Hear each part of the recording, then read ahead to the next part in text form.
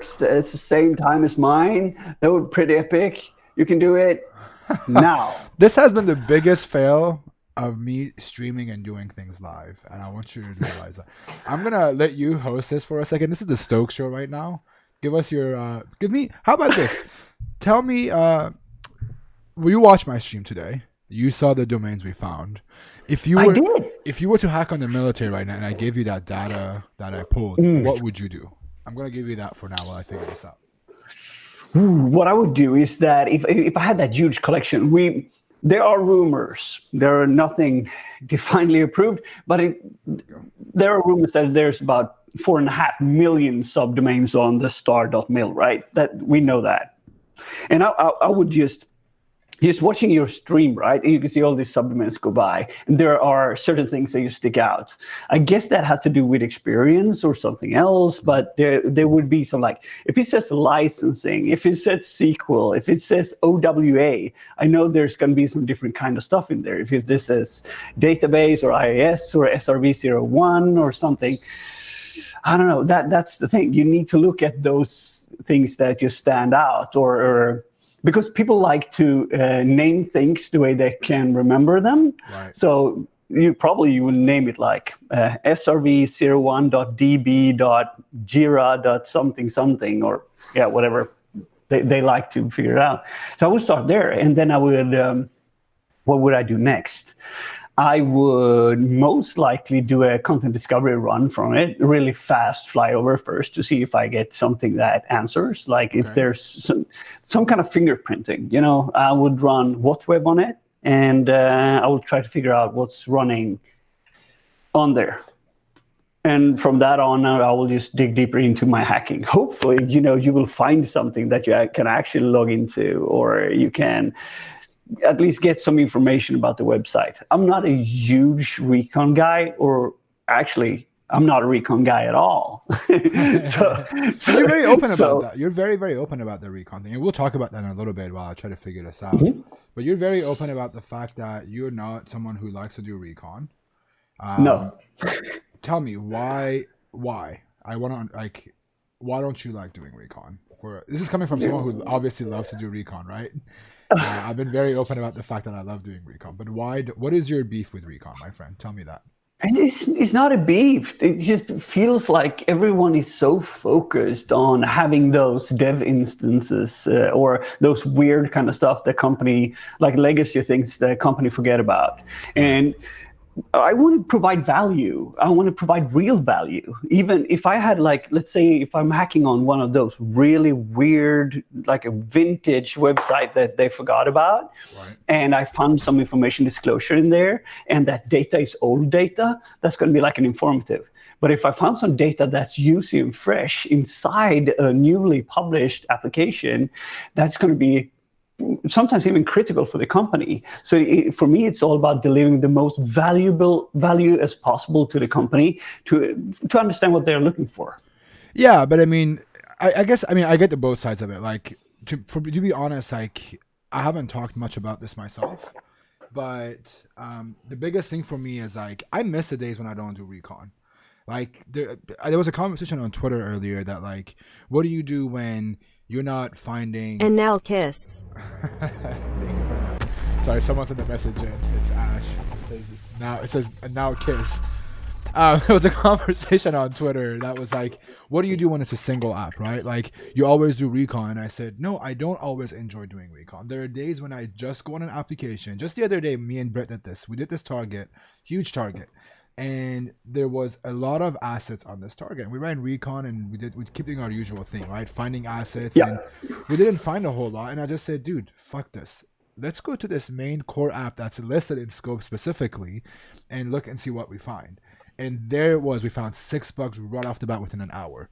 And we did 2 hours of recon work. Nothing came up, right? So it's not always about recon. The recon doesn't mean you have to do...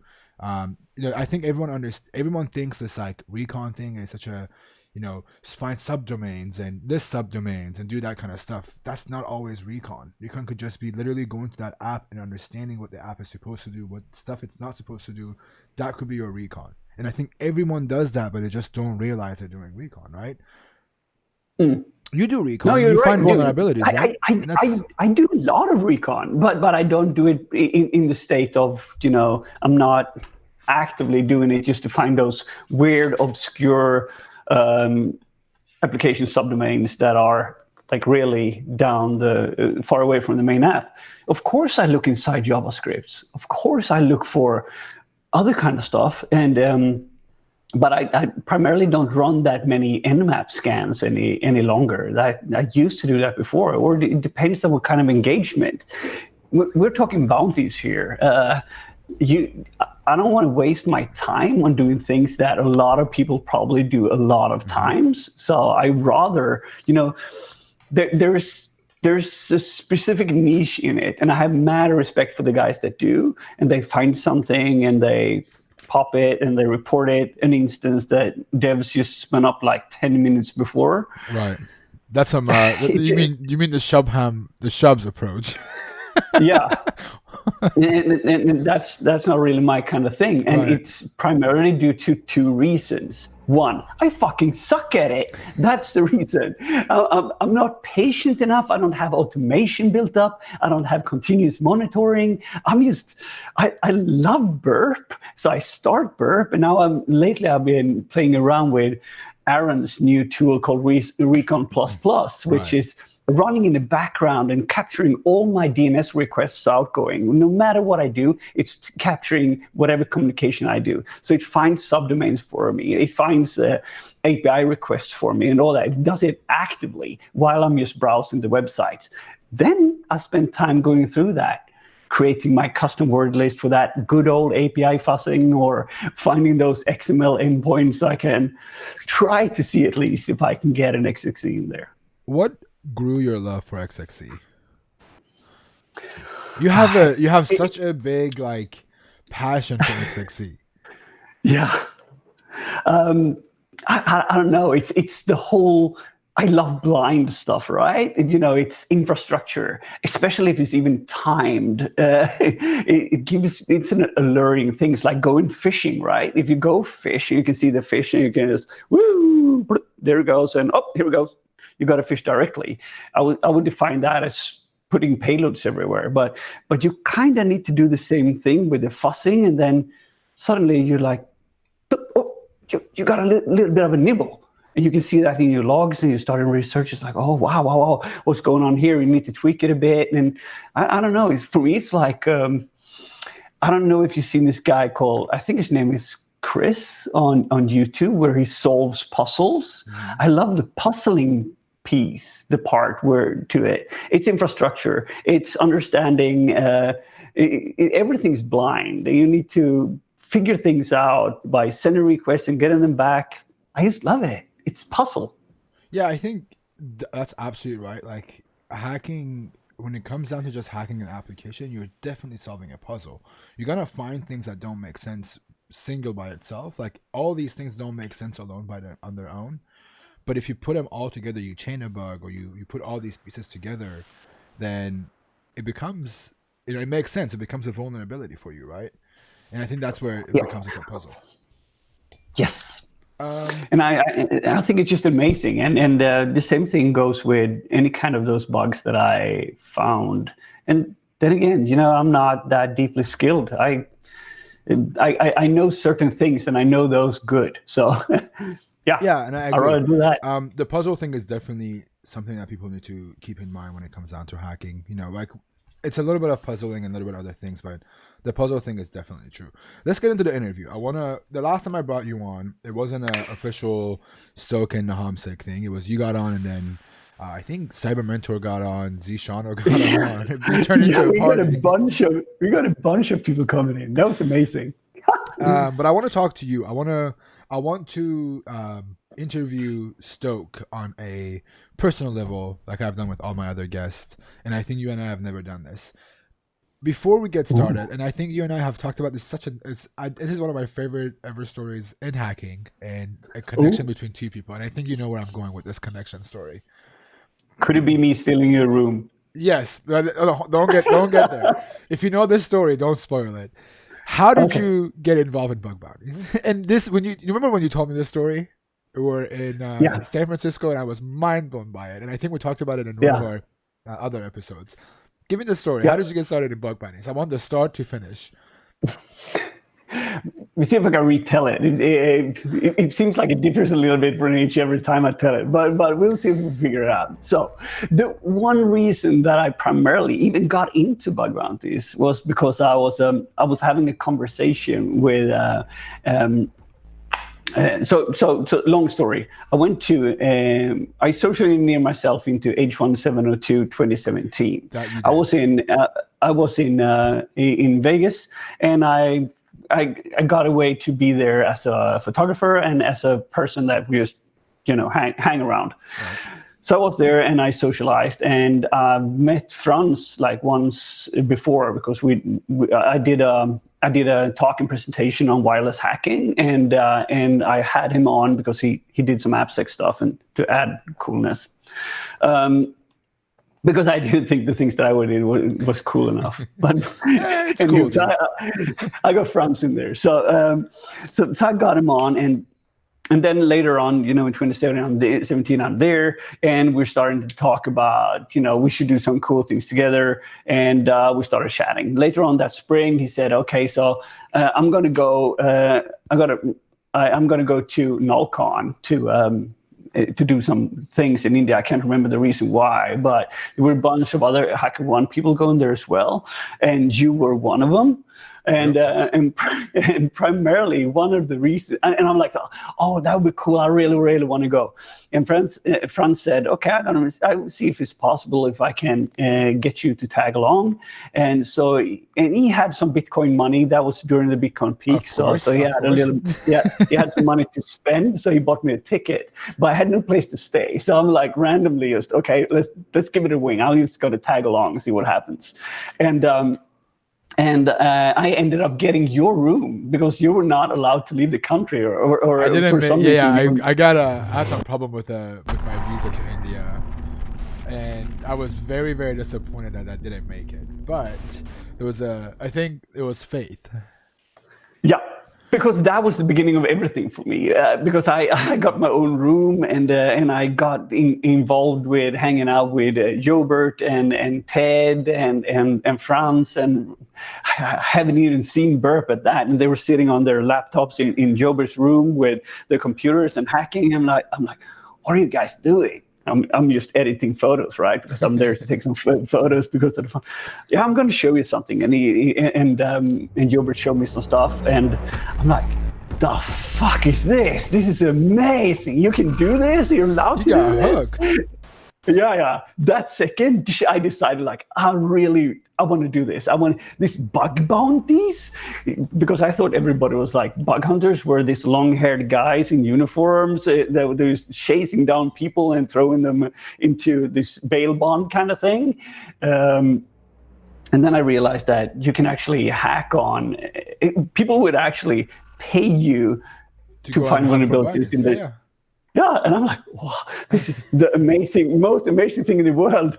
And after that, I just that was the beginning of everything. So if the situation wasn't that you weren't stuck in the situation that you couldn't go, I would never end up being where I'm at right now. So universal Not very faith. True. But I mean, it's a cool story. You told me this story a year later. It happened. We were hanging out at the hotel for H1415, and for sure. Said, "Wait, your hotel room? You were supposed to go to India?" And I was just so mind blown. Are you the Ben whose hotel room I got? I'm like, oh, yeah. No, that's cool. That was your exposure to bug bounties, though. Like, you went to NullCon, you met with Jobert, and Franz was with you, obviously, and you got hooked on what the fuck is this kind of a moment. Oh yeah. And I fell in love with it, head over heels. And bug bounties has changed my life. I got this studio for the main reason of bug bounties and hacking and AppSec and this community. This community is everything to me.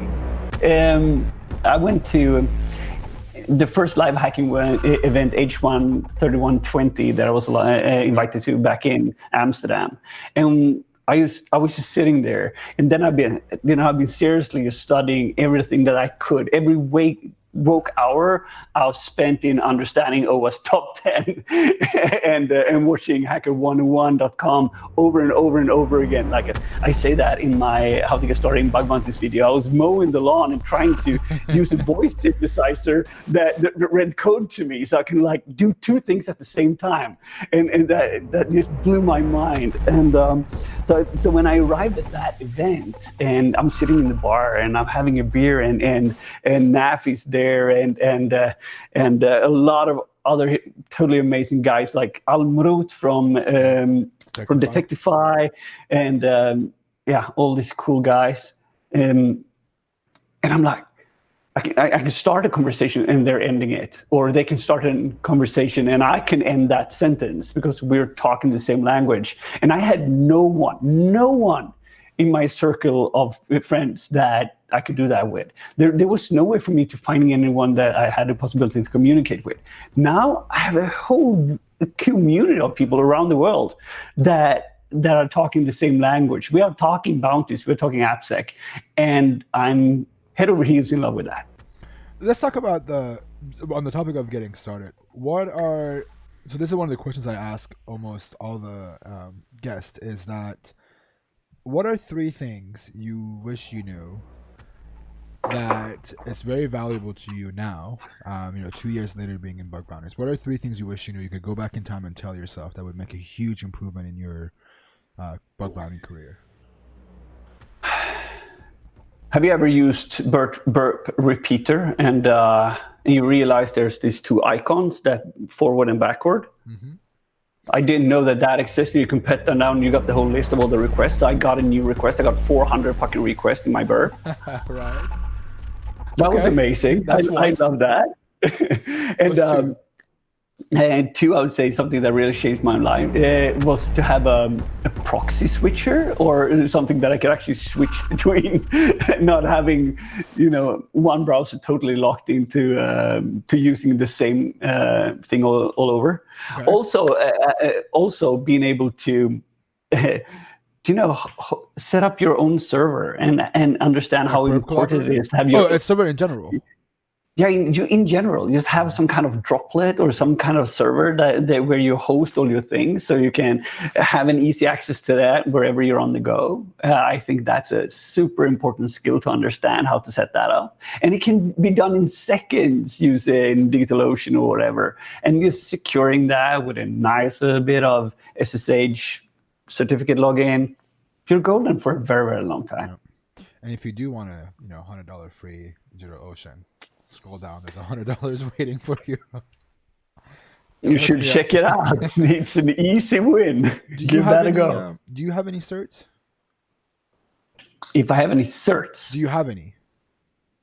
What kind of certs? Like my personal certificate? Yeah. Like, do you have any? Do you have a CEH? Do you have OSWE, OSCP? Do you have any? Like, I don't have any. I don't believe in them. What's your take on I don't. But I did do the. There's okay. I'm one of those person that never ever fucking completes anything. I'm that 60% kind of guy. I do something to about 60%, then I'm like, meh. Next, I'm gonna do something else. So. But do you think they're helpful? Absolutely. I would say anyone that's interested in getting an understanding on hacking is, especially pen testing. And now we're talking the kind of things that CyberMentor does, like internal pen testing. And to understand the offensive side, I would say OSCP. It's priceless. You'll learn some Bash, you'll do some basic Python, you will understand overflows, you will learn a lot of stuff. That's like basic methodology, how to approach a target. Because if let's say that you're actually getting that SSRF, you're actually getting that remote code execution, what do you do next? You kind of need to know that. But in the context of bug bounty, that doesn't matter though, because there's no next for a bug bounty hunter. But for a pen test, it's a different story. Yes, but then again, bounties are bounties.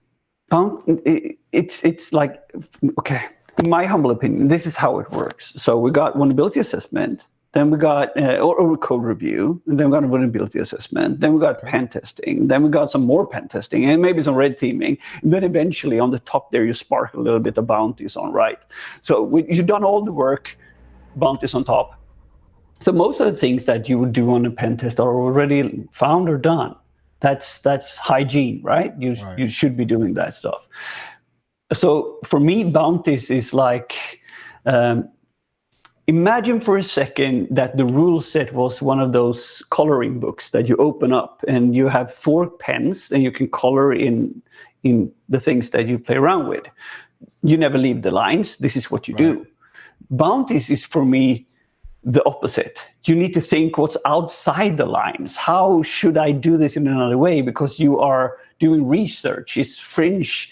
You already done. Hopefully, the companies that we hack on have already done all their security posture. This is a different creative mindset to do bounties.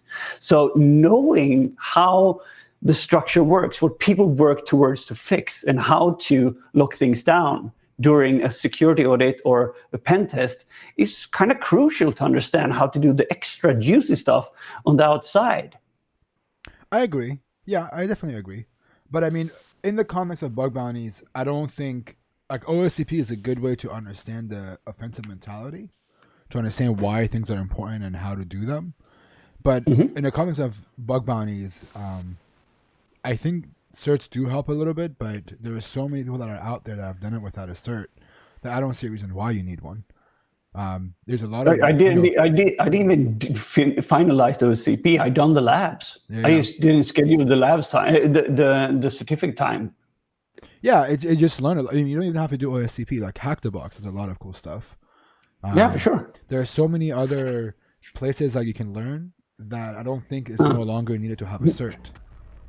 No, I agree. I totally agree. But then again, experience is in the end. The search only say that you actually went through this process. Yeah, I agree. So it's a validating part. And I like the comment that came in there on HR selling point. Short of that, you can learn all of it online. That's a good way to put it. I mean, you get through HR immediately if you put OSCP on your resume, because the people that are looking on resumes, they don't, they just look at keywords, right? For sure. But I don't believe in it. Someone said Pentester Lab. I definitely agree. Pentester Lab and like Hack the Box, HackerOne, Bugcrack University. There's so much stuff out there. Absolutely. But there's also, we need to understand there's different scenes. There are different ways to do different work. InfoSec is yay big. And if you want to be in a certain spot and show if they don't have a way for you to show your worth, let's say in theory, anyone in the chat today, we say some random guy that's in there, and you say, that guy is super skillful. How can you prove that? And that's the only measurement certificates do. I personally don't believe in them. I went through 25 years of working in this industry, and I've had certs come and go. Yeah. But it's like having a university degree, right? It doesn't mean anything more than that you are able to learn stuff in a defined manner. Yeah. It's a way to show that, okay, I'm able to learn stuff. Yay. Enough about certs. Let's talk about the next topic that's also, I think, is huge when it comes out to bug bounty hunters. Fun. Coding. I've been very open about it. People like Mark have been very open about it, that neither one of us do real coding. I mean, if you watch my streams, you can see that I struggle with Bash most of the time. And I do one-liners. Yeah, I've mastered one-liners, one-liners. Yes. Oh, that's how one-liners get the word. What's your take on it? Do you think do you code regularly, or do you think coding is required? I don't code at all, but I want to learn. It's just steep things for me. I've never been a developer. Okay. I can write shitloads of PowerShell. Okay. Because that's what you need to automate and maintain Azure and take care of Windows infrastructure, because I've been doing that for a very long time. Okay. I can write some Cisco scripting. I can do some of that stuff, but I'm not a developer. It's like if I wanted to have a website, I use Wix.com. I use because I have Squarespace. We're good.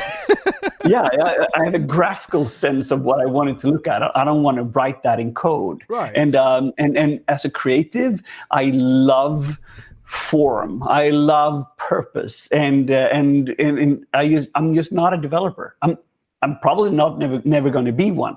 I dabble. I play around with it, but I have no interest in being a professional developer. But it would be kind of cool if I could at least write a little bit of automation tools in the future. But to be honest, if somebody said to me, like, do you want to buy a recon service that's really, really good, that's going to do all this stuff for you, and you can just look for the anomalies, I would say, fuck yeah, I'm paying for it. Yeah, I agree. I mean, I don't think you need to be a developer to do bug bounties, but at least understanding what could be going on in the background is definitely helpful. And that's all I've said since we started the interview with other hackers. Like, everyone has a different opinion, but at the end of the day, programming is useful to understand to expect what the other application is going to do while you're hacking on it. And if you have that understanding, just because based on your experience as a hacker, then good for you. Because that's what I rely on. Is I just go based on my experience rather than saying, I can guess this program's going to do this because I've written this. No, I've never written it, but I've seen enough of this pattern happening on other bug bounty programs to know what to do next. Let's talk about recon. We talked about it a little bit. You said that you don't do recon, and you just said that if you could purchase a recon service, you would purchase recon.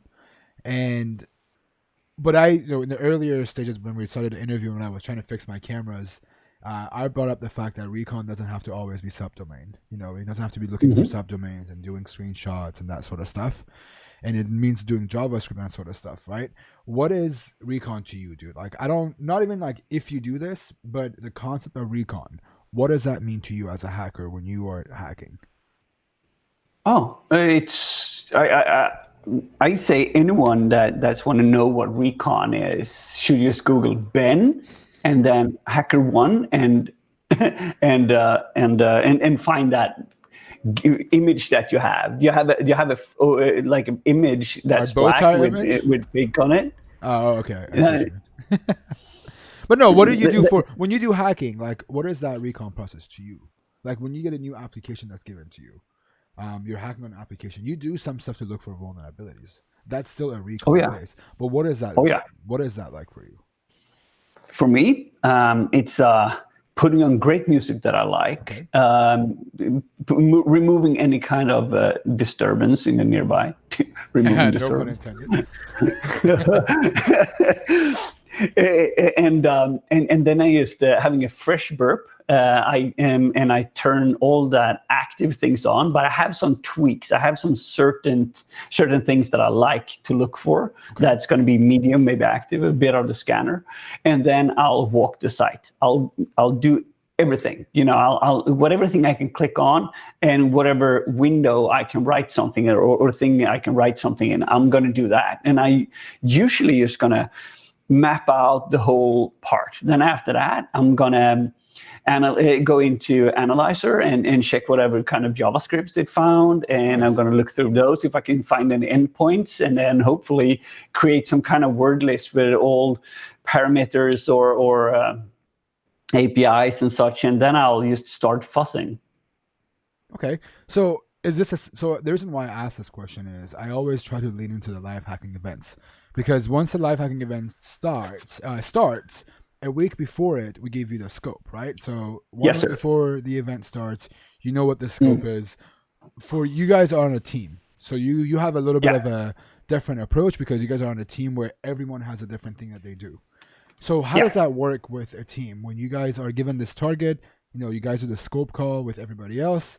Call is over. Hacking starts now. How does that work for a team like you guys? We usually continue on getting on a hangout together. So we have a shared hangout where we have an open mic where we converse and discuss. And there are some guys that are really, really good at recon. So they'll spin up their engine, so to say, that's going to do all the subdomains and all this jazz and just fingerprint everything and try to figure that out. And what's going to happen is that if you have a big scope, let's say you got one of those really big ones, 200 subdomains, right? And what you need to do is then go through those. And we usually screenshot things, and I'm one of those guys that like to go through the screenshots. So I'll just sitting there next, looking for anomalies. Like my mind is going to trigger certain things. Then I just note that, and I'll go through it again, and then I will start to look for that kind of stuff. I'll probably approach that website. So I'll do some content discovery on it and dig deeper, that kind of stuff.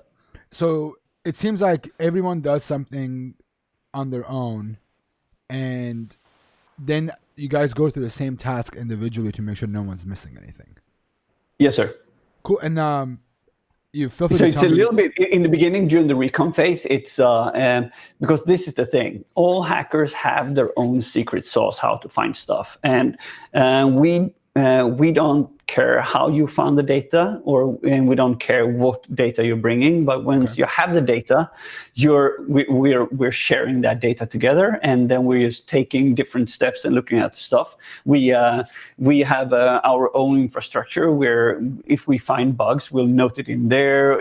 We're sharing interesting stuff in Trello boards, and just the first phase is just reconnaissance, and reconnaissance is all the things that you do, and everything that you do in the understanding the attack surface, you're mapping out the terrain. And it's an American military-based word.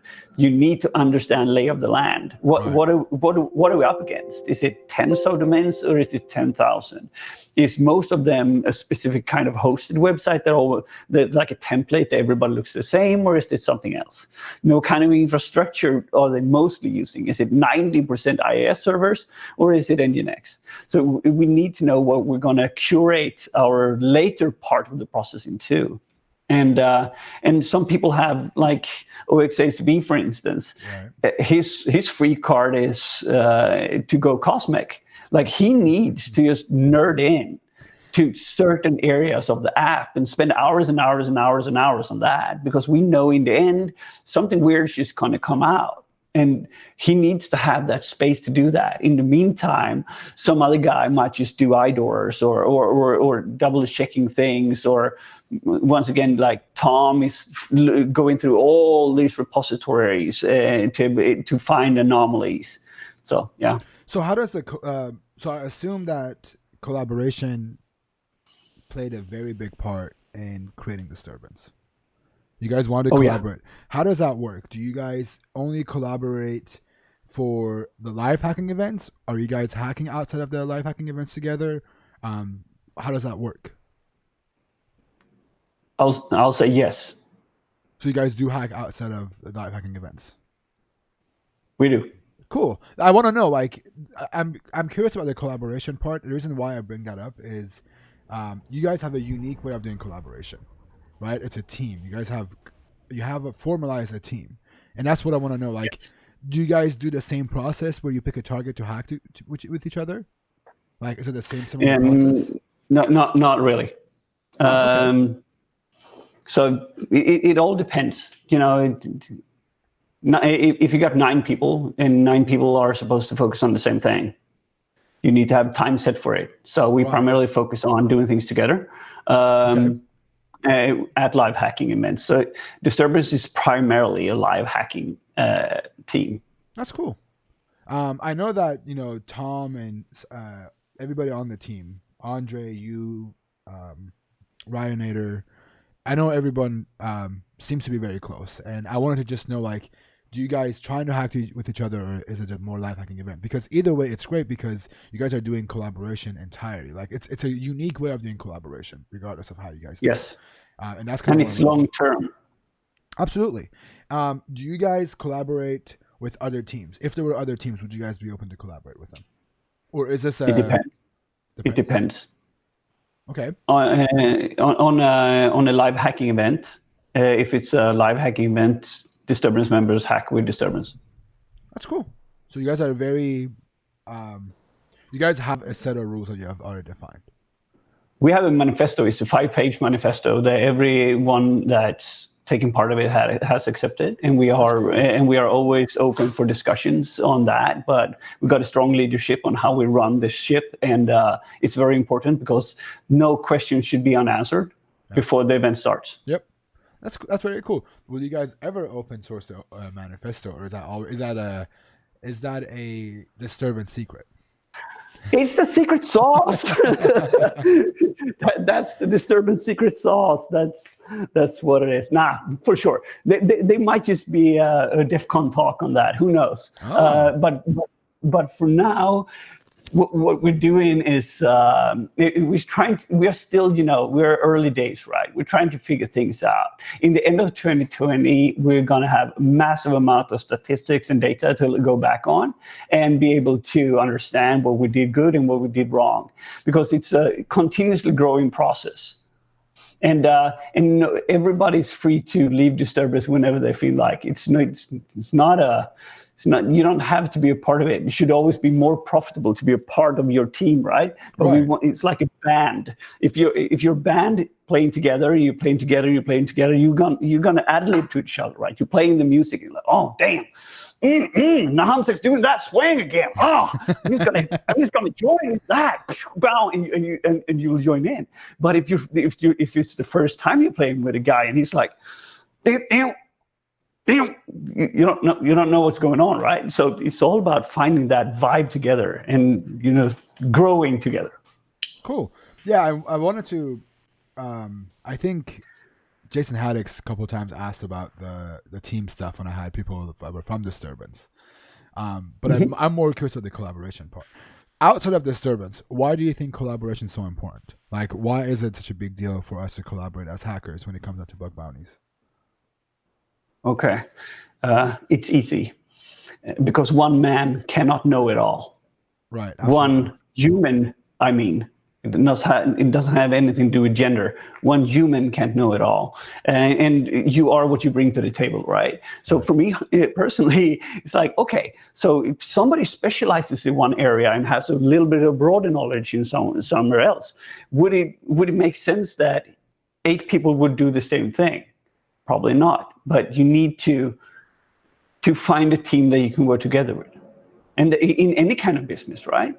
Yeah. Everybody on the community team for HackerOne is not doing the same thing. Right. Actually, that comes out later. I'm not going to ask that question. Actually, well, wait. What is the motivation behind hacking for you?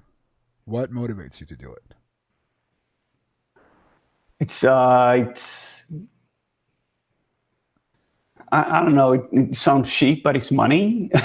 I do bounties because it pays well, and you're doing it full time now too. Yeah, so it's my job, right? I'm a full-time bounty hunter and content creator. So, but for me, the passion lies in the educational part. I love teaching and I love learning new things. So whenever I have the possibility to learn something new, because that's the thing.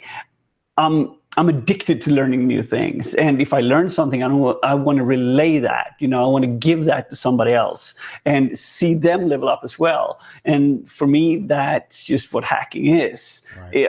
I've been hacking myself my entire life, right? My mind, my habits, everything. And I just love the challenge, the troubleshooting, the puzzle, the adventure, the adrenaline, the rush when you find a bug, and when you're there when that goddamn bug is waiting for triage, you can't sleep, and you got the bug fever, and it's like I just love it. It's a rush. I agree. Do you have a routine? I know you have your bounty days. I don't want to say the day because I know the questions are going to come. But do you have a routine for hacking? Do you have a, you play music, you grab coffee, you dim the lights, I don't know. Is there a routine for hacking? Oh yeah. And nowadays, I have everything that my life is built around routine. And I realize that even now, when I stopped being an employee of a company, I'm like, freedom, I can do whatever I want. They're going to sleep until noon. I'm going to hack all night. And I wake up like, I don't really like this. I feel sad, man. So I have a regime. I go up at the same time. I eat lunch at the same time. I do my yoga in the morning. I have my juice. I do my I do my meditation. I do my mental practices. I do my focus. And I schedule stuff in periods, because I realized lately that I have a focus span that's about 4.5 hours. That's for how long I can stay focused on one thing. Then my mind is going to drift, and I'm going to be interested in other things, and blah blah blah.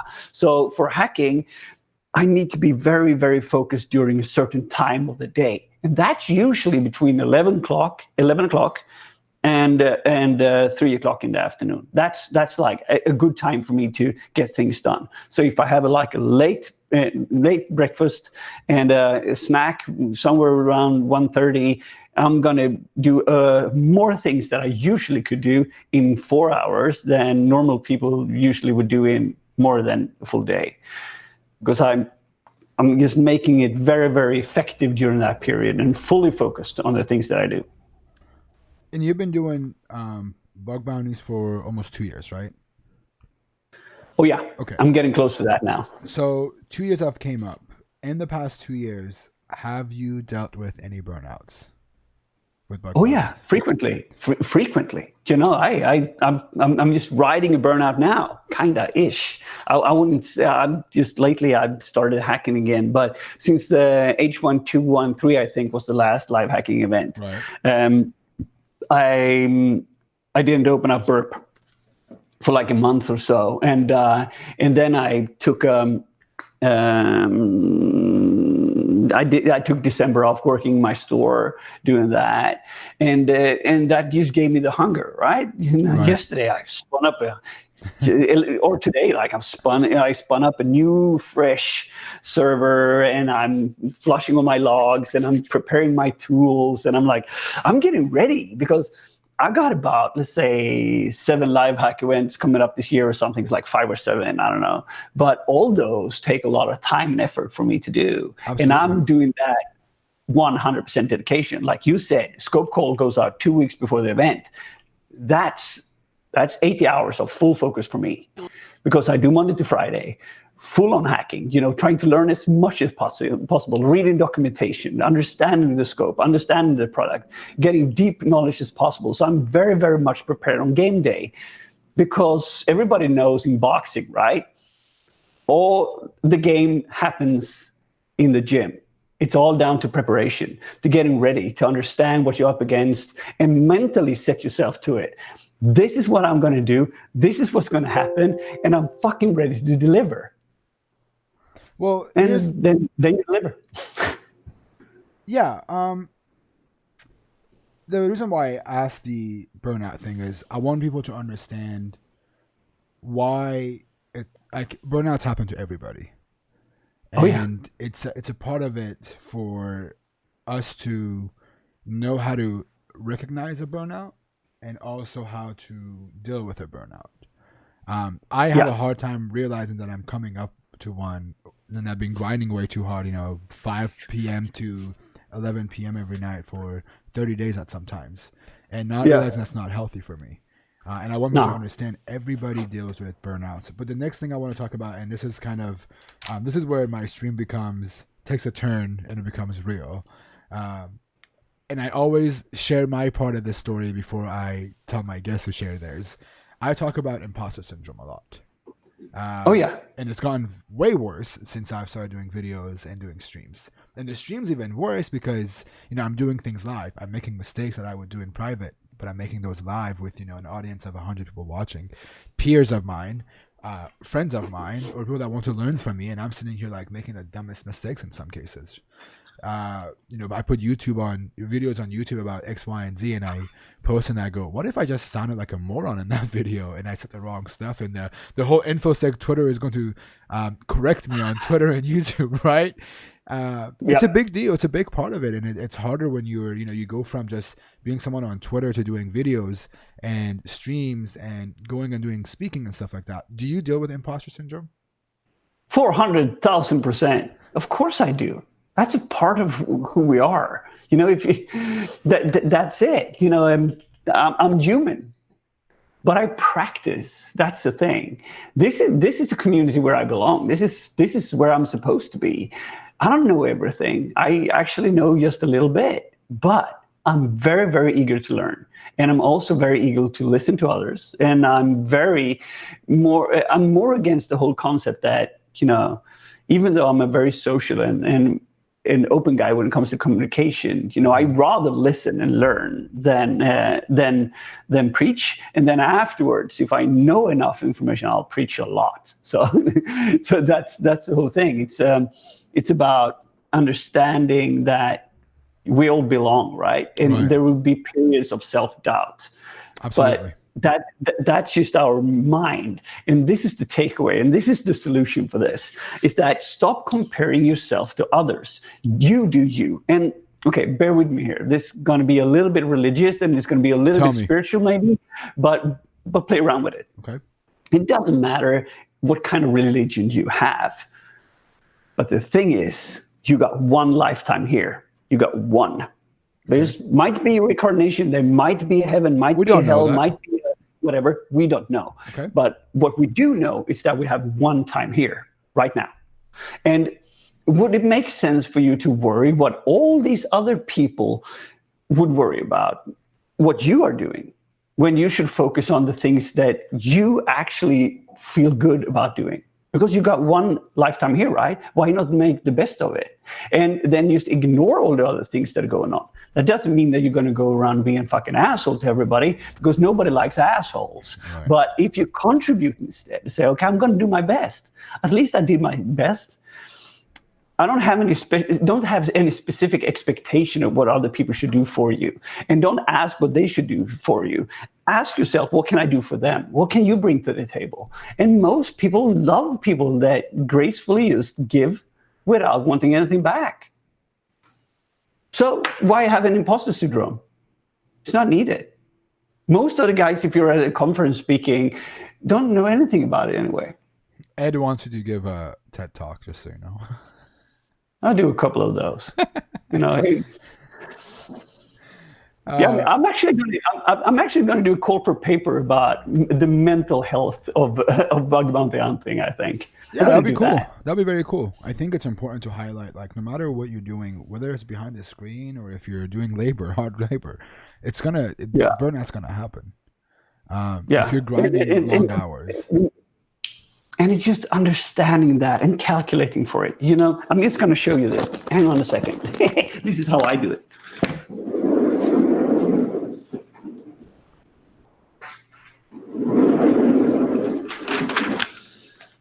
Okay, microphone comes back on. Okay, so this is my schedule for, I don't know, see if it's even possible to see it. But I can see it, yep. Okay, so this is my schedule for February, right? You can see all the yellow stuff there. That's from define the scope call for H1415. Then it's going to be the event where things go down, and then it's just the green things afterwards. The green things are schedule off time. That's time when I'm not going to touch a computer. That's my downtime where I'm going to watch TV series. I'm going to walk out in the garden. I'm going to enjoy myself. And we're not talking masturbation here. We're talking something else. We're talking about, the good times, and not doing computer work, because after that, the itch comes back. That feeling that maybe I should just look at InfoSec Twitter for a little second, and then you see some stuff, or maybe you Google something that you thought about, and then your brain is on again. So schedule uptime, schedule downtime. That's my solution to avoid burnout. The scheduled downtime is really important. I just recently started doing this with my life. On Tuesdays, I do the opposite of your Bounty Thursdays. It's the no bounty Tuesday, where I have my phone and my laptop staying in my office. And my wife and I go and we grab food, whatever, we cook food at home, watch a movie, whatever that is. But it's just a complete disconnect. And I've gotten to a habit of putting this phone up here in this room, so I don't even think about going on Twitter, because it's become a habit of doing this, like being on my phone and just scrolling. It's become such a habit, and I catch myself doing that. That's the first thing that I used to do in the mornings until I started charging my phone completely somewhere else, just so I can get out of that habit. Give me your screen time. What you got? I can't see yours. What is it?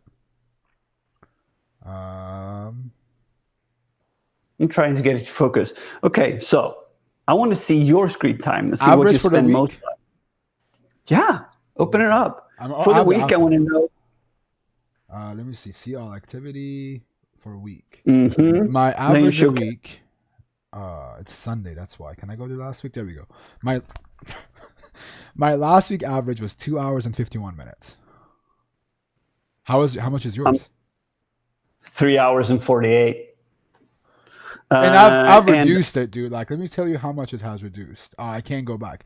When I was traveling for the events, my average was about 8 hours a day because I was on my phone on the airplanes and like train and in traffic and car. But that I don't count. But it used to be about 3 hours before I started doing my charging my phone away. And I'll show you that. This is from 3 weeks ago before I started doing it. 3 hours and 37 minutes. That's better. That's way better. But how do I go back in time? You can just scroll. Go to all activity. Go to the week and then scroll back.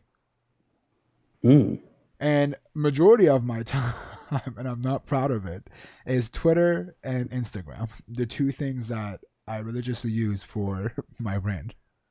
No, but seriously, that's what I do. I spent 8.5 hours last week on just Twitter alone, primarily because that's my work. I'm an influencer. That's what I do. I'm defined as a hackfluencer even because what I do is I communicate with my community. I engage. I answer all the questions. Every single DM I get, I answer. Every single Instagram post I get. But I'm cheating. That's the thing. I'm cheating. I use Twitter on my computer on the browser, so it doesn't show on my phone. So I found the loophole is what I did. You did. I'm primarily using on my phone because, and then but that's the thing, I need to define periods for myself to do that. And now during the week time when I'm hacking, right, I'm doing the hacking stuff, and then I get home. When I get home, one of the reasons why I got this studio in this workspace where I'm in now is, for me, I started out working from home, right? Doing the remote work. And I realized that I would just sit in my fucking undies, having coffee and tapping away and not doing it like focused in the way that I want to.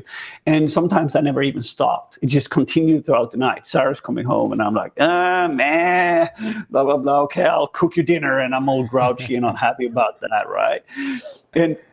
But I realized that when I got this place, I need to drive here, right? So I drive to this place and I set myself in that state, that mode of just, some days I got flagged for creating content, right? Then I wake up in the morning, it's all about creating content. It's not about trying to find bugs or getting into that mindset. It's just that one thing. And then I create content. And the same thing when I'm hunting for bugs, I set myself in that state, I get here. And then when I'm done at 7 o'clock every day, I'm done here because that's when Sarah ends her job, right? We drive home and I don't compute. I don't do computer. I leave my computer here from time to time because I want to be in that state of separation. Right. The downtime is important, man. It's very important to disconnect entirely. I'm addicted to this. This rules my life. Rules and ruins your life at some point, dude. Yeah, and that's why you need to understand that. Like these apps are designed to make you addicted to it. Break that addiction. Own your own shit. Yeah.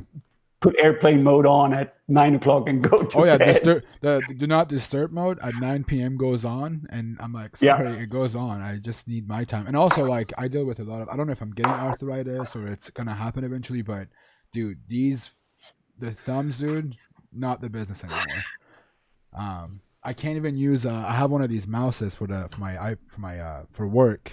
I have this, and I can't even use it. I have the trackpad, the Bluetooth trackpad, and I can't have the hand motion on top of it because of how much it hurts because I've spent so much time on my freaking phone. It's insane. That's how it is. We're stuck in it, and we live in a futuristic world where downtime is not something that people think is cool. Yeah, I like it though. Yeah, I agree. It's definitely it's a curse and a blessing. We'll put it that way. for sure. That's true. One last Any more questions for me? I have one last question before we move into the fun part of the interview. Give me your best advice to a newbie, 280 characters or less. Go. Just start. Just do it. The Nike slogan, just do it. No. Okay. It's going to be 200. You are the creator of your own reality. This is your time to shine. Invest in yourself and you shall succeed. Go bounty hunting. Well said. Very well said, man. So I'm going to do the second part of the interview where I ask just fun questions. The first part of it is I'm going to ask you fun questions about bug bounties in general. You can answer whatever one you can. If it's a private program, just say it's a private program. And then we do the word play when I give you a word and you tell me the first thing that comes into your mind. Can I get some coffee? Yes, you may, my friend. Cool. I'm going to switch over until he's back. And nope, can't do that. I don't know why my camera completely messed everything up. OBS sucks sometimes, but whatever. OBS live. I'm back. Happy and shiny. End of me. All right, let's get into it. This is purely about bug bounties. So, I'm gonna wait for it to focus on you. There we go. First bug you ever found. What bug type was it? Race condition. First bounty you ever got. Race condition. No, but how much was the bounty? I think it was $1,500. Do you remember what you spent it on? Nothing. Really? What was the first meaningful purchase you did with your bounties? Like when you got a decent chunk of bounties. Ah, I see. Okay. Yeah. What is your best purchase you've ever done with your bug bounty money? I know the answer to this one. My best what? Best purchase ever with the bounty money. Say this. My studio. Gun to your head. You can only hack on one bug bounty program for the rest of your life. What is it? Is it has to be one of the public ones? Let's do public so you can name it, because if it's private, then you can't name it. Okay, so I'm going to say the one I'm going to go for is going to be anything that the paranoids run. Cool, very cool. I think that's a very common pattern with a lot of our hackers. It's primarily because they fucking care, right? You know, they really, really care. And it's a public program, and all the other ones that I really dig are not public. What is your favorite bug type? Like your bug class? XXEs! Who are some hackers you collaborate with? Some hackers that I collaborate with? Yes, some hackers you enjoy collaborating, working with. Disturbance. Awesome. A list of hackers you wish you would collaborate with more often. Franz and Matthias. What's your favorite tool? Burp. And outside of content and hacking, and I'm going to say fashion, because I know that's another one. What are some of your other hobbies? Sustainable living. No, you gotta give me a hobby, dude. You gotta give me a hobby. Like reading books, like, what is it? Outside of fashion, computers, and creating content. Because those are also like something that you do for a living. Self-improvement. Okay, that counts. Let's talk. No! I know what it is now. I know what it is. What is it? It's freaking Modern Warfare. Oh, yes. And I finally completed the first level of Spec Ops, the one that's at the stadium. Yeah. Man, I spent so many hours in that playing with randoms. I love Modern Warfare. All right, you and I need to do a stream when we play some Call of Duty and just hang out. Yes. Yeah, clip that, please. Somebody clip the Call of Duty thing and post it. All right, let's talk about let's do the wordplay. I'll give you a word, first thing that comes into your mind. Just throw it out there. I'll start with. So I'm just going to so understand how this goes. Random. I'm just going to say something random. Is that it? Not random, but something that like when I'll give you something and you whatever comes to your mind at first, just throw it out. So, for example, recon. Boring. There you go. Race conditions. Fun. XXCs. Amazing. Hackfluencer. Me? Hold on. Franz Rosen. Oh, epic. Disturbance. Family. Live hacking events. The best thing that ever happened to me. HackerOne. Awesome.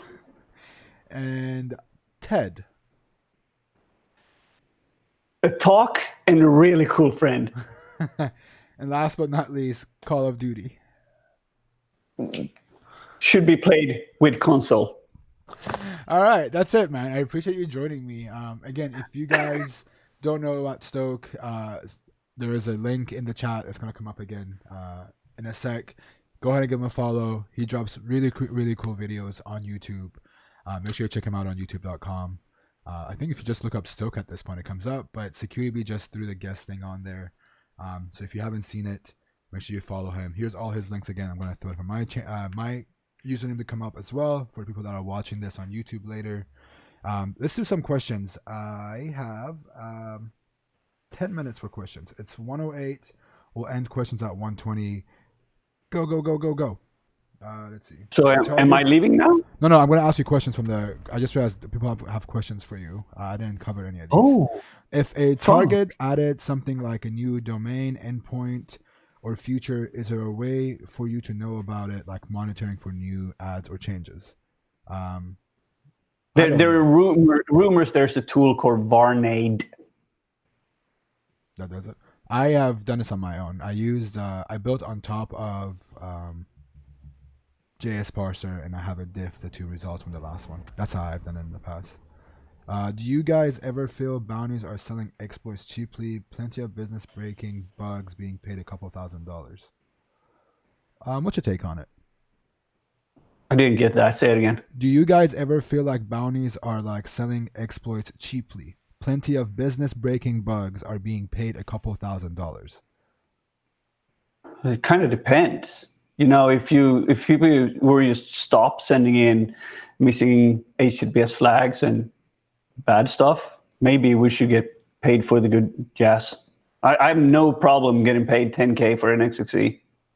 Yeah, I think the good question is mostly people that find O-days in some apps because they were hacking on bug bounties. In that case, then it's a big oopsie. You just dropped an O-day on someone. But then again, you can make thousands of dollars by going after every organization and exploiting that. So I don't know if I agree. I mean, in some cases, maybe. But in most cases, if you find a cool research or a cool piece of bug, you can just apply it to every single bug bounty program and make a fuck ton of money. Yep. So that's my take on it. Let's see. Bitcode, can you drop that question one more time? I have scrolled down already. How long did you do the mediation part? Can you tell us a bit more about that? It's really interesting. Oh yeah, how do you do your mediation? Meditation, not mediation. Meditation. How I do my meditation? Yeah. What kind of meditation do you do? Oh yeah, for sure. I can give you my routine. It's pretty simple. It's very basic. Something that I do every day. So what I do first is I hydrate. Right. I drink a glass of juice. I love juice. It contains a lot of C vitamin, but it's also a bit of natural sugar in there that wakes me up in the morning. Then I roll up my yoga mat. I sit on that, and I have a playlist of music on my phone that are timed in different ways. So first off, I start with 2 minutes breathing, and then I'm laying down, so I'm breathing into my belly, right? So I'm expanding my belly. So I'm counting like 1, 2, 3, 4, 1, 2, 3, 4. So it's even breaths, right? So that makes me just focus on my breathing for 2 minutes. That song ends and it goes into another song that's 3 minutes long. And then I do the same thing. I breathe in for 4 seconds, but I breathe out for 6. Then I breathe out for 4 seconds. I breathe out for 8. So I need to pace my breathing. Like I'm controlling my breathing. So my mind is totally focused on just counting and my breathing. Any kind of thought that goes into my mind at that time, I accept that it's there. care. I'm just letting it go, and I focus back on my breathing again. That means that I got five minutes of me just focusing on the most important thing that I do by automation every day and never think about, which is my breathing. So I focus on that. After that, I do a couple of asanas practice. Asana is yoga. So I stretch my body in certain ways and get a bit of flow for that for about 8 minutes. After that, I follow a practice called, I can't remember, I think it's called proofing or pruning or something. Anthony Robbins has made it up, and I follow his practice on setting the intention for the day, like setting a state that you're in. So that means that I'm taking 3 things that I'm in my life that I'm really extremely grateful for, like things that happened. It could have happened years ago, it could have happened yesterday, and I get into that mind state of totally just feeling that with my whole body. I'm getting just filled up with that emotion of joy with that happened, and after that I'm moving over into something that which more like a great gratitude work, where I think about somebody that I like in my life, or that I met, maybe like a business partner, or like you. I'm giving you a lot of love, Ben. So you got a lot of love, because what I do is that I feel that I'm getting filled up with whatever divine spirit, you can call it, the universe, God, or whatever. All that energy coming into my body is filling my body up, and then going into the center of the universe, cleansing my body, is filling me up with positive energy. And at the same time, I was thinking about that person that I really, really like, and how grateful I am for knowing that person, and how happy I am. And I'm sending all that love to that person. And I do that with 3 different people. And it just gave me in this state of feeling fucking awesome, because I'm like, I'm so happy about knowing these people, and I'm so good about these things. And then I just lay down on my back end for 2 minutes, relaxing everything. When I just go through my body, I'm relaxing my toes and my feet and my calves and my body and my back, and I'm breathing and I'm relaxing, and I'm just basking in that state of happiness, right? And after that, I get up, I get my coffee, I get my shower, roll my mat together, and say, I'm just going to start the day. Fuck yeah, good day. That's what I do. That's a good way to put it. That's a good way to start a day. Yeah, I've been thinking about meditation, and I haven't really done it, and I think it's very worth it to do. I'm going to give that a try. Yeah, because if you want to have your mind staying focused, you need also to be able to, like we said, with downtime, you need to be laser focused and not focused. And that gives you a possibility to, focus on the things that are really good in your life, the things that you really, really cherish. I agree. Next question is, what is your favorite burp plugin? It has to be Turbo Intruder. Okay. And after that, it's the thing where it's Tabulator. Yeah, Tabulator. I love that. I hate this next question because I deal with it so much, and I know exactly what this little voice in the back of my head is doing. Do you feel guilty when you play video games and have that voice in the back of your head telling you could be doing something more productive? Fuck no, not at all. Not at all. Because it's my time. It's my scheduled time of enjoyment. I just like reading a book. I read a book for 30 minutes a day. But I also need that time where you're just feeling fucking awesome when I'm playing my computer games. Because I've been doing, we've been doing hacking or doing some other work for 8 hours. That's my precious time. I give it to myself as a gift. See, I agree with that. But I don't know why. Every time I go to play a video game, whether if it's on a weekday where I have to work 9 to 5, but if it's a day when I haven't gotten as many bounties as I wanted, or I haven't hacked as much as I wanted to, and I go and play a video game, there is that voice in the back of my head to tell me, you could be making money right now, even though I know I need this downtime for myself. And I don't know what it is. It's only with video games. It's not when I watch TV. It's not when I'm, doing something fun. It's only when I play video games that this happens to me. I don't know what it is, but it happens way too often. But I'm glad to hear that you don't deal with that, because I think it's a shitty feeling to it's a shitty feeling to feel guilty for doing something you enjoy doing. I think it's just video games. It's something about them. Yeah, but that has primarily to do with somebody in your life when you've been playing video games has said to you, stop wasting your life, Stop wasting away. Oh, You can't do yeah. that. Oh yeah. That's the thing. That's like you've been told that that's the thing. So instead of doing that, it's like if somebody says, "You're spending too much time at the bar. You're spending too much time on doing that. You're blah blah blah." There's always somebody that telling you to do stuff, right? But if you give that as a present to yourself, like today, I'm gonna play Modern Warfare for 3 hours. I rule. Yeah. That's a gift to me. That's my gift to myself because I love myself. Here I go, present. Can you do me a favor and grab that championship belt behind you? Someone wants to know what it is. For sure. Yeah, sure.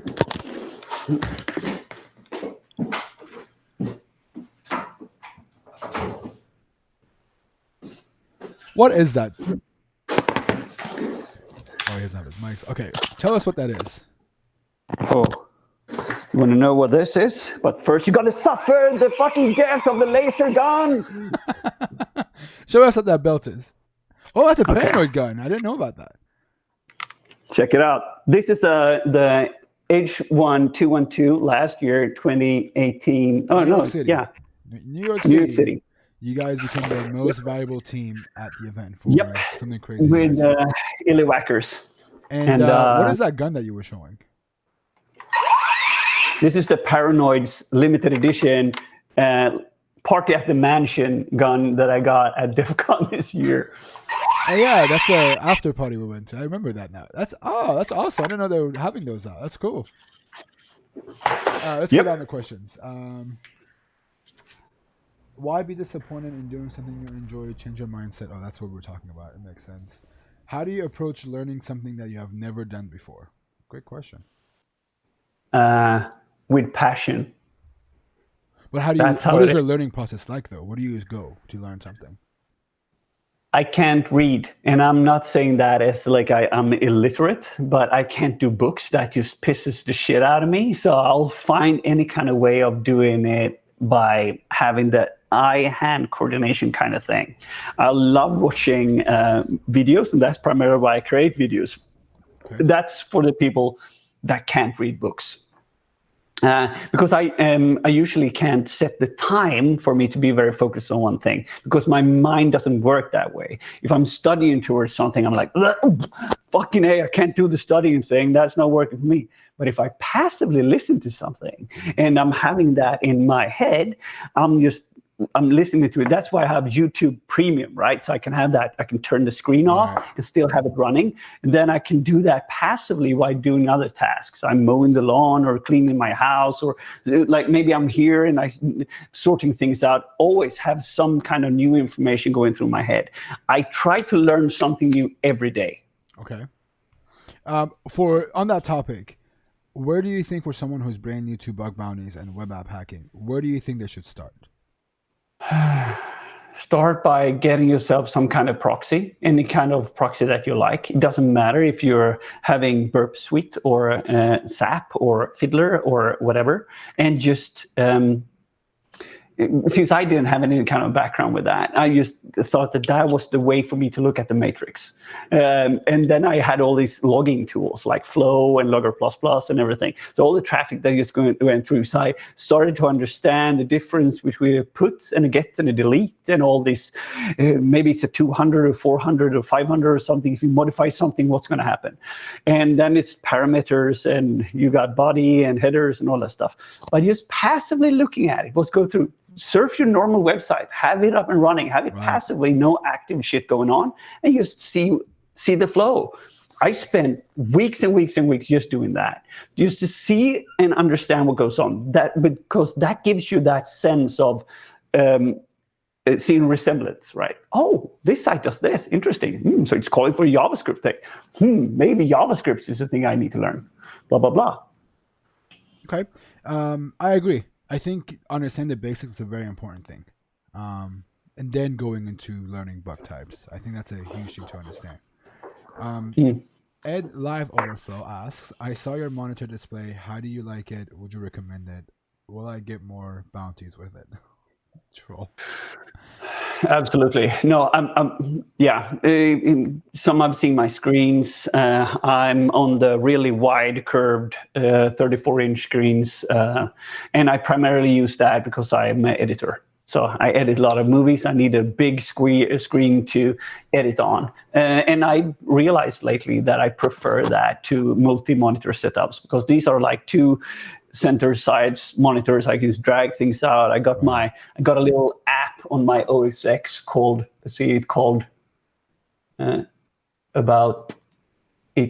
Magnet.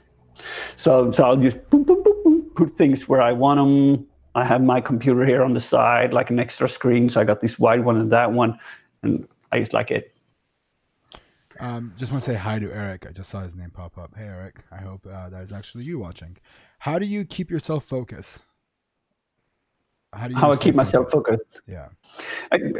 Same thing there. I segment my life, right? To be, I got ADHD, but I'm not taking medication for it, like ADD, whatever. And for me, it's since I have issues focusing on things, I need to do it in blocks and periods. So if I need to set my state, like I need to define what I'm going to do, and then hype myself up into doing that, and then I do that for a period. But like I said, I can't do things for more than about 4 hours, because then I'm not like, I'm going to do something else. Okay. Next question. If you weren't involved in IT, what would you be doing instead? Focus solely on your clothing store? Yeah, but the thing is that I'm passionate about learning things, and the thing that I love about IT is that you can never get enough knowledge. There's always something new to learn. So I'm just gonna, that would be something I do. And primarily, my fashion store and hacking and everything, it's just a way for me to keep focused and not have burnout, because if I'm constantly just doing different kind of stuff, right? And I'd rather have multiple things that I can put my A game in for a certain time of period. And when I get bored of that, I'll do something else. And then I'll get super passionate about that and do something else. And I get super passionate about that and blah, blah, blah. So okay. I would always be doing different kind of stuff, I guess. That's my personality. Fair enough. Someone's asking about, he said that he makes custom word lists for each site. Can he explain a little more, like a process or recommending some tools? For sure. So let's say that you're gonna, and I learned this from France, and I learned it from Shubs, and I learned it from all these other super smart guys that have been doing this for years. And I took their knowledge and built on it. So what I do is a little bit different, and it's so let's say that I can only reference this to Burp. Maybe you have some other tool that you're using, and also I'm planning on using Recon++ to do this. So whenever you browse a website, right, there's all these requests going out, and some of them are specific for that kind of application. A company that has billing probably have a API endpoint called billing or finance, and maybe they have some other subdomain called, I don't know, maybe they're renting out stuff, so they have renting. But on another company site, they wouldn't have that because they're into carpentry and they don't do the same kind of thing. So it needs to be a word list that's very much curated towards that and that company. And you can do that by just using different techniques like common speak and such. But what I do is that I just browse everything on the website, fill out any kind of form, and all that data that comes out of that. You can just right-click in Burp and say analyze target, and it's going to give you all the parameters. So I take all those parameters and I check all the endpoints that get like API version 1 something, and I break that down into different word lists, and then I fuss the shit out of it using Intruder, like different kind of stuff like pitchfork, everything. It's a good answer. It's a very well answer, man. Thank you. Let's see. What are your best Burp plugins and or Firefox Chrome extensions? I think you named all your plugins already. Yeah, some of them. I love the one switching where you're switching from JSON to XML, but that's primarily because I'm XML kind of guy. Yeah, I think I've heard of that. What is that called? It just converts JSON to XML, right? I think it's JSON to XML.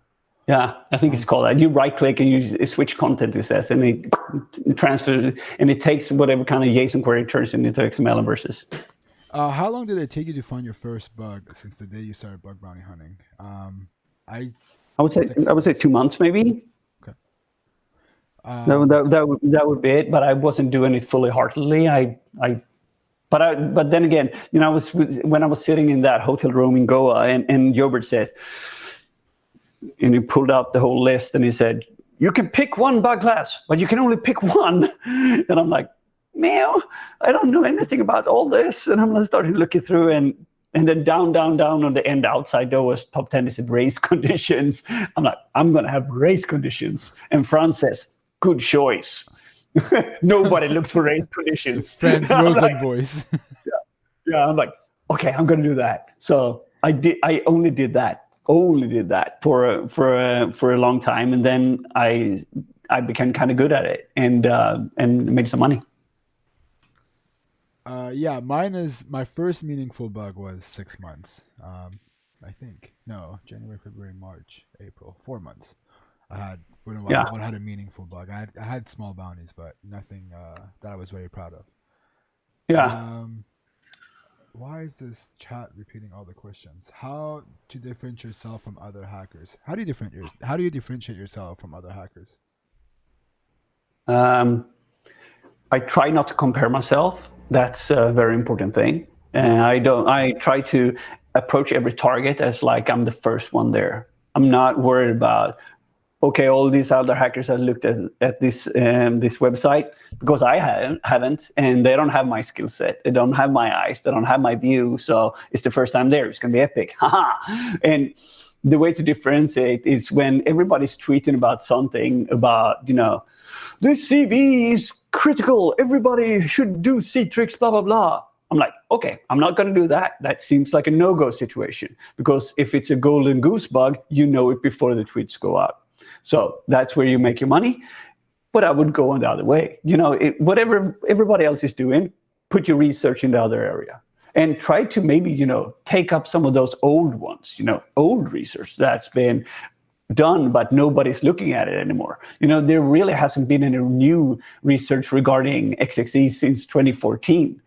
There has to be some new research. Right. I'm trying to figure out that. Very cool. Don't you get overwhelmed with all these always learning stuff while doing other things? Is it overwhelming? No, but because my mind is wired that way.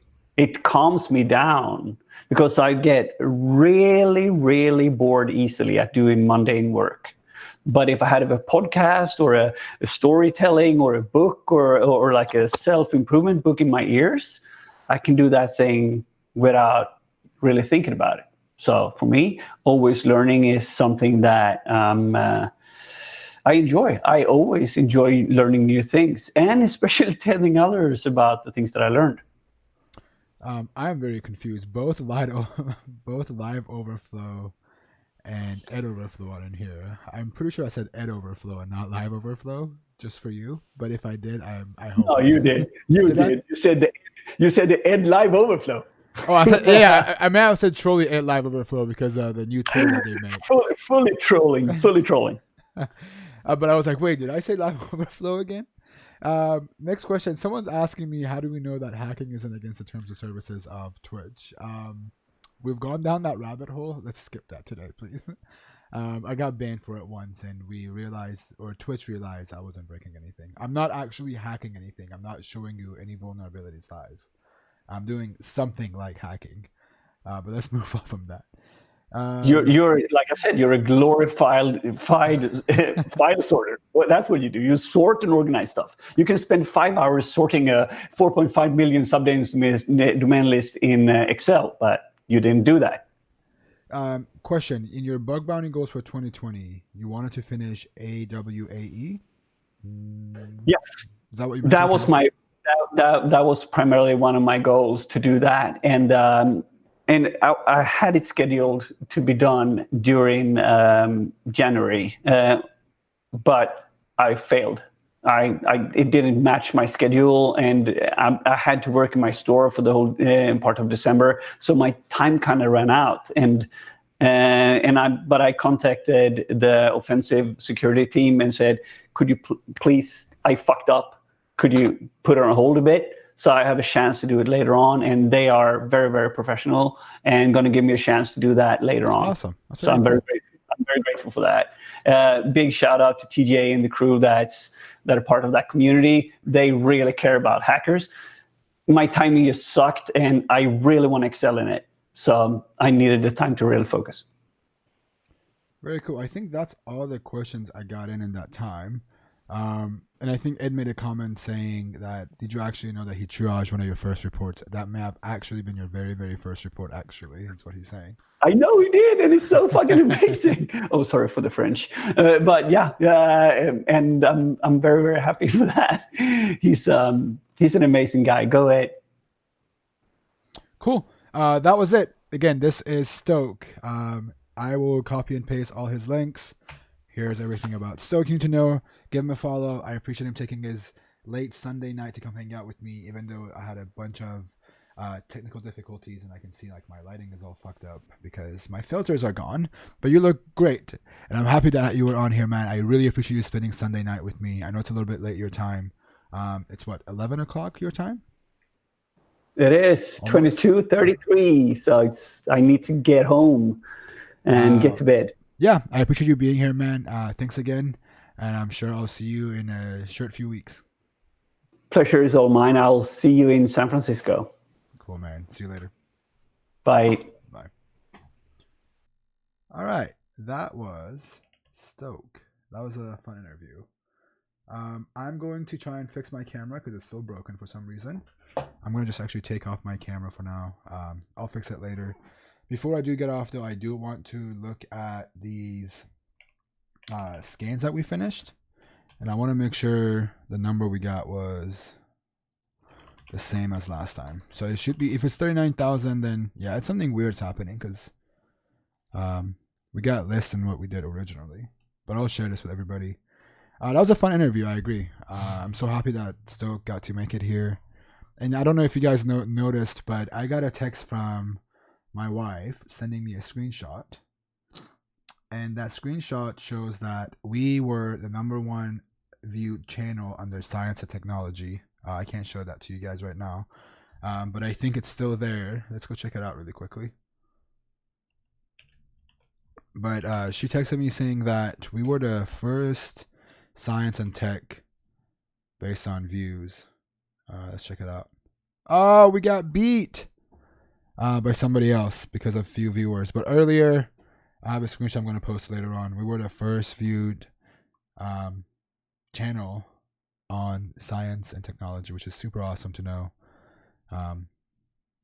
Didn't expect that to happen ever.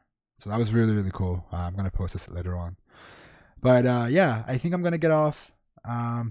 I will be back online tomorrow. Maybe. It's Monday and I have it off. So I might jump on around this time for a little bit and hang out with everybody and do some streaming.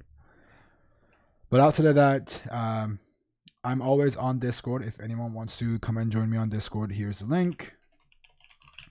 If you don't follow me on any social media accounts for some reason, I'm on both Twitter and on Instagram. So if you want to give me a follow and watch some of my older videos, here are all the links. This was very, very cool. Thank you so much for all watching. I'll be back more than likely tomorrow. If not, I'll be online Tuesday for sure. Have a good night. Have a good day. And also, thank you so much for all the new subscribers and Bitcode and Bitwise both. Thank you so much for all the donations that you have done today. I genuinely appreciate it. And everybody else who has also followed and subscribed. And if you do have a Twitch Prime, hook me up. I'd appreciate it. Thanks again. Next week, I have the Gentleman. He is going to be joining me on stream live next Sunday. I think it's the first time he has done anything live. So if you want to learn some GitHub recon and other ways to do recon, he'll be here. Come check him out. All right, that's it. I'm out. Have a good day. Have a good night. And I will talk to you all later. Peace.